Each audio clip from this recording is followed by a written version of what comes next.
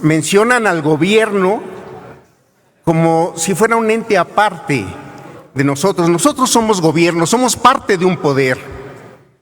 Y nosotros no estamos involucrados en eso. Le dimos a la Fiscalía General de la República la posibilidad de ser independiente. Y hay un poder judicial. Nosotras hemos nombrado a ministros y a ministras de la Suprema Corte de Justicia y le dimos esa responsabilidad.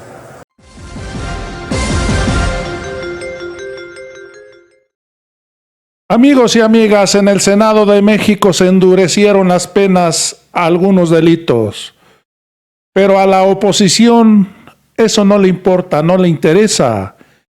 Ellos utilizan la tribuna para golpear a este gobierno, porque no están de acuerdo que la Fiscalía General de la República le haya dado marco jurídico a Lozoya de testigo protegido. Y no están de acuerdo, amigos y amigas, porque Lozoya está soltando nombres de políticos que son senadores, son diputados y hasta gobernadores, que recibieron una gran mochada para aprobar la ley energética.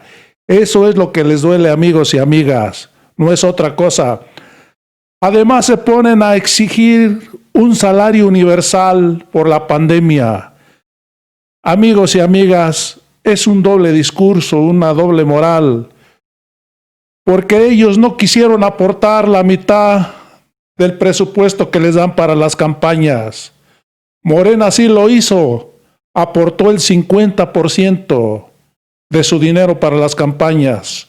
785 millones de pesos es lo que regresó Morena para que sean utilizados para la pandemia del COVID-19. Eso lo hizo en abril de este año. La oposición no quiso soltar ni un peso, no quiso regresar ningún peso, a pesar de que no es dinero de sus bolsillos, es dinero del pueblo. Y hoy se atreven a exigir un salario universal al gobierno del presidente López Obrador. Es un cinismo, amigos y amigas. Vamos a ir al video para que veamos cómo se puso este debate. Delgadillo García, del Grupo Parlamentario de Movimiento Ciudadano, para hablar en contra del dictamen.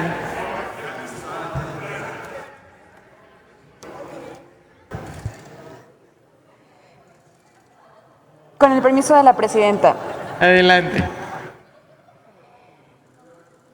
La prisión preventiva oficiosa no sirve para la investigación, no sirve para resolver los problemas de inseguridad y tampoco sirve ni ha servido para bajar los índices de delitos en el país. Y mucho menos ha servido para hacer fiscalías que realmente sirvan, profesionales y eficientes. Miren, para lo único que sirve la prisión preventiva de oficio es para condenar la pobreza, porque en un país donde cerca de la mitad de la población vive en pobreza, nuestras cárceles están llenas de personas pobres, de personas que no tenían un recurso para pagar, por ejemplo, una fianza o para pagar un juicio de amparo. La prisión preventiva oficiosa no funciona. Y lo pueden revisar donde quieran, lo pueden revisar con los datos que gusten, en los estudios que gusten, con las instituciones que mejor les parezca. Ahí está la evidencia que nos ha dado, por ejemplo, México Evalúa o la propia Comisión Mexicana de Defensa y Promoción de los Derechos Humanos. ¿Saben por qué se siguen presentando y promoviendo este tipo de medidas? Por el populismo punitivo, por el populismo penal, porque los políticos de siempre se quieren lavar la cara, se quieren lavar las manos y decirle a la gente que están haciendo algo por ellos, cuando en realidad lo que están haciendo es condenar a las personas pobres. Por eso Movimiento Ciudadano vamos a votar en contra. Y miren, quiero aprovechar esta tribuna para hablar de quiénes sí deberían de estar en la cárcel, porque es de verdad una profunda vergüenza que haya libertad condicional para Emilio Lozoya, uno de los responsables del saqueo de Pemex, uno de los responsables de la corrupción de Odebrecht. En lugar de ir a la cárcel, el señor se va a ir a su casa. ¿Pero en qué país vivimos? Él y todos los responsables de corrupción deberían que enfrentar la justicia y estar en la cárcel. Es de verdad reprobable lo que está haciendo este gobierno, porque el gobierno está haciendo de la justicia todo un espectáculo, está haciendo un uso político de la justicia. De verdad es indignante, es vergonzoso que esto esté pasando en nuestro México. Miren, mientras que México enfrenta una de las peores pandemias de la humanidad en un siglo, con efectos catastróficos que ha provocado que más de 12 millones de personas en nuestro país pierdan empleo, que 2 millones de empresas estén en riesgo de cerrar, otras 600,000 al borde de la quiebra, que en los próximos meses 3 millones de personas vayan a ir a la pobreza. En este pleno se niegan a discutir un tema sumamente relevante. La mayoría de Morena no quiere hablar, por ejemplo, del ingreso vital. ¿Cómo es posible que no quieran hablar de un mecanismo que presentó Movimiento Ciudadano que puede darle la mano a las personas en esta crisis? ¿Qué quiere decir? ¿Que Morena le está dando la espalda a la gente? Imagínense nada más, le están dando la espalda a la gente que no tiene, por ejemplo, para pagar la luz o para llevarse el alimento a su propia mesa. Ojalá que entendieran que estas son las verdaderas prioridades de México y que la sociedad mexicana está esperando que ustedes, mayoría de Morena, realmente trabajen por ellos y vean por ellos en medio de esta pandemia. Y yo, solo para concluir, quiero decir lo que dije ayer. Como senadora, como mujer, como habitante de este planeta, hago un llamado a todas las fuerzas políticas de este pleno, hago un llamado al presidente de la República, un llamado a la iniciativa privada, a los investigadores, académicos, organizaciones de la sociedad civil, para que tengamos un trato verde para México. México necesita un trato verde para salir de esta crisis económica, social y ambiental. México necesita un trato verde para dejar en el pasado esa maquinaria que se dedica a generar pobreza y desigualdad y que además está destruyendo al planeta. México necesita un trato verde para que luchemos por nuestro futuro, para que luchemos por nuestro derecho a tener un futuro. México necesita un trato verde para hacer frente a todo lo que estamos viviendo. El llamado está hecho y ojalá que no perdamos tiempo y que entendamos que nadie se puede quedar atrás. Pero por supuesto tenemos que cuidar al planeta, que es el que nos está sosteniendo, que no va a haber justicia social si no hay justicia ambiental. Muchas gracias.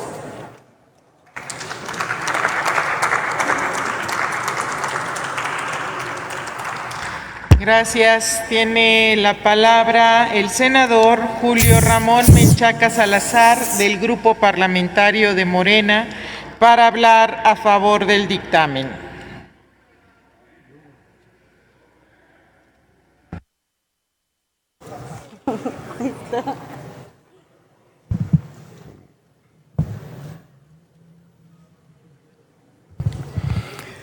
Con su permiso, senadora presidenta, senadoras, senadores, buenos días.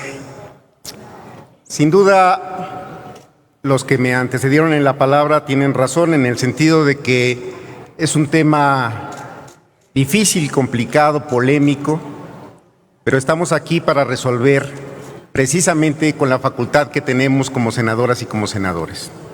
Estamos atendiendo una disposición que aprobó el constituyente permanente, una modificación al artículo 19 constitucional que se quedó trunco porque incluso la Corte nos está diciendo que falta aterrizarlo en leyes secundarias.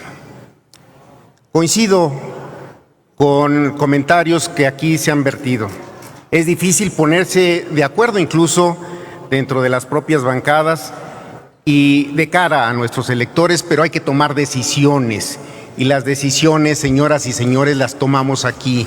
Y debemos tomarla con valentía, atendiendo el reclamo que tenemos de las mexicanas y mexicanos que sufren la inseguridad y que el Estado mexicano debe de tener los elementos suficientes para hacer efectivo las disposiciones legales. Muchos de ustedes, muchos de nosotros, de nuestras familias, de nuestros conocidos, hemos sufrido de alguna manera algún tipo de los delitos que estamos considerando como graves, en robos a casa habitación, en secuestro, en violaciones. Y entonces es momento de tomar precisamente la responsabilidad que tenemos como senadores, como senadoras, para poder, primero, atender una disposición constitucional. Segundo, aterrizarlo en leyes secundarias. Hay quien menciona que dentro del dictamen no forzosamente se veían o se ven cosas que señala el 19 constitucional, y hay que acordarse que estamos procesando 12 iniciativas y que no podemos ser discrecionales, quitar una parte que entre dentro del 19 y otras que sí y otras que no. Tenemos que dictaminar, porque es nuestra obligación, cada una de las iniciativas. En ese sentido, alguien mencionó, algunos de los senadores que me antecedieron mencionaron que hay que tomarnos una pausa. ¿Cuánta pausa quiere el pueblo de México para darle a la Fiscalía, al sistema de justicia, los elementos para poder contener el crimen que existe en nuestro país, generado durante décadas? Y es tiempo de tomar nosotros las decisiones para inhibirlo y contenerlo. Esta es nuestra oportunidad. Nadie ha dicho, y lo mencionó una senadora, que esta es la panacea y con esto vamos a resolver todo lo que implica la inseguridad en nuestro país. No, es un elemento más del Estado mexicano. Y desde luego que el sistema de justicia penal necesita una gran reforma. El lunes atendimos a gobernadores de distintas entidades federativas, de distintos partidos políticos, que nos estaban invitando a hacer una reflexión sobre el sistema de justicia penal. Hay que modificarlo, tiene cosas buenas desde luego, pero otras que no han funcionado. Se planteó en un mundo ideal que no corresponde a lo que nuestro México vive en estos momentos. Vamos a trabajar en eso, somos senadores, presentemos las iniciativas para modificar nuestro sistema de justicia. Me sorprende mucho la facilidad con que se menciona hechos que parecieran consumados en un proceso famoso en estos momentos del señor Lozoya. No lo sé. Mencionan al gobierno como si fuera un ente aparte de nosotros. Nosotros somos gobierno, somos parte de un poder. Y nosotros no estamos involucrados en eso. Le dimos a la Fiscalía General de la República la posibilidad de ser independiente. Y hay un poder judicial. Nosotras hemos nombrado a ministros y a ministras de la Suprema Corte de Justicia y le dimos esa responsabilidad. Se manejó también que hay un doble discurso, y efectivamente hay un doble discurso, Queremos quedar bien con todos y no se puede. Es un tema difícil y espinoso y asumimos la responsabilidad y el costo que esto significa, pero no se quiera quedar bien con todo el mundo. Implica un costo. Y cuando se maneja el doble discurso de quedar con una parte de organizaciones muy respetables en los derechos humanos, también se canta alegóricamente las muertes que penosamente sufren miles de familias en el mundo. Muchas familias en nuestro país están sufriendo el dolor de una pérdida de un familiar, de un amigo, de un vecino, y cantamos alabanza al número creciente. No es responsabilidad de un gobierno, no es responsabilidad de un presidente de ninguna parte del mundo. Es un hecho desafortunado que agobia al mundo y que sería injusto acreditárselo a un gobierno. Si se requiere unidad para combatirlo, no debe de ser un instrumento político. Y miren ustedes, quien quisiera tener los elementos porque tiene los recursos federales para poder hacer campaña política, es el primero que sanciona la utilización incorrecta, indebida de los recursos públicos. Pudiéramos nosotros, como gobierno, como Congreso, como parte de un proyecto político, obviar algo que ha sido utilizado en el transcurso del tiempo. Pero combatir la corrupción implica asumir la responsabilidad. Hagámosla por México. Gracias. Gracias. La oposición está muy molesta porque la Fiscalía General de la República le dio marco jurídico a Lozoya como testigo protegido y hoy está soltando nombres. Eso es lo que les duele. Pero que no se les olvide que ya no es como antes, cuando la Procuraduría General de la República estaba al servicio del presidente de la República. Hoy la Fiscalía General de la República es autónoma. Todavía no lo han entendido, amigos y amigas. Amigos y amigas, me despido de esta información. Ya sabes, si te gusta, suscríbete a este canal. Además, comparte la información. Nos vemos en el próximo video.